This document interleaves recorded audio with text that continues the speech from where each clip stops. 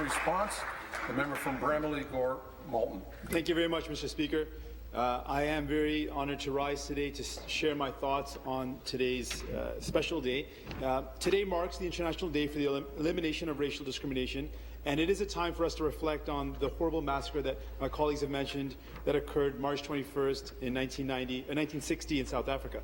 But it's also important to recognize that racial discrimination continues to exist today, and it exists here in Canada.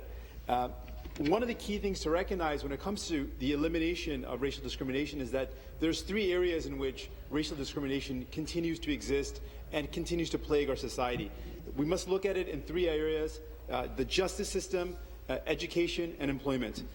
With respect to the justice system, a very powerful book written by Professor David Tanovich entitled The Color of Justice, Professor Tanovich boldly states in this book that the color of justice in Canada is white. And the reality is, Justice Yakabuchi, once Justice for the Supreme Court of Canada, indicates that systemic racism towards Natives in the justice system exists, and it's very clear that systemic racism exists across the boards for racialized communities. In fact, it's well known that African Canadians and many other racialized communities are far overrepresented in prisons, and they have a disproportionate number of contact with police. This speaks to a systemic racism that exists in our police forces. It's not an example of a bad apple.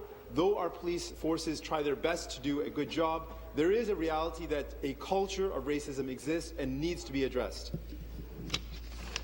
When it comes to the elimination of racial discrimination, we must address the realities, and the realities are all people, regardless of their skin, must be treated in a fair and equitable manner.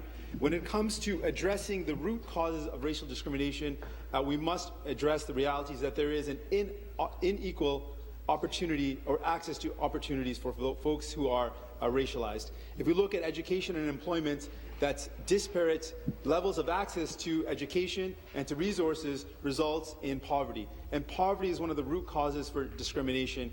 Racial discrimination at its roots is a question of power. When there is a power imbalance, there will be discrimination. And if we want to eliminate discrimination and racism, we need to eliminate the power imbalance which perpetuates this racism. When it comes to education and employment, addressing or redressing this problem by creating equal opportunities for access to education, equal opportunities for access to resources will be a step in the right direction to addressing the issue of racial discrimination. When it comes to employment, just today the Toronto Star released some facts and figures regarding employment, and that racialized Canadians make far less than white Canadians. It's a reality, and we must address this. In fact, racialized Canadians make $30,000 approximately compared to $37,000, almost $40,000 for other Canadians. The situation is much worse if you're a first-generation male, and if it's combined with gender, immigrant women are in some of the worst conditions. And it's directly related to the reality of poverty, that if you are racialized and you're a woman, you're more likely to be impoverished and you're more vulnerable to discrimination.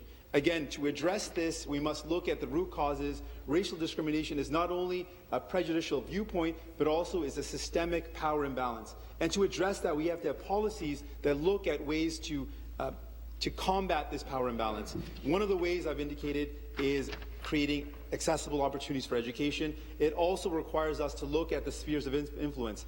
Racialized communities are far underrepresented in the spheres of power, whether it is the public sector or the private sector. If you look at CEOs, if you look at partners in law firms, they are far underrepresented when it comes to racialized communities.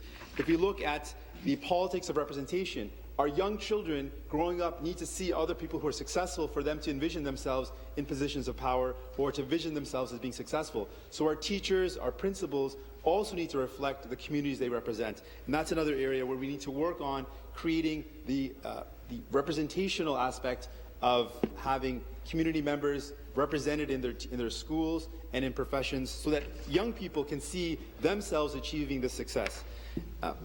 Again, if we are truly committed to addressing this problem, we need to address the root causes. The root causes are not only a viewpoint or a culture or a mentality, but also a systemic problem of power, inequality, and an imbalance. And only when we address this imbalance of power can we really eliminate racism.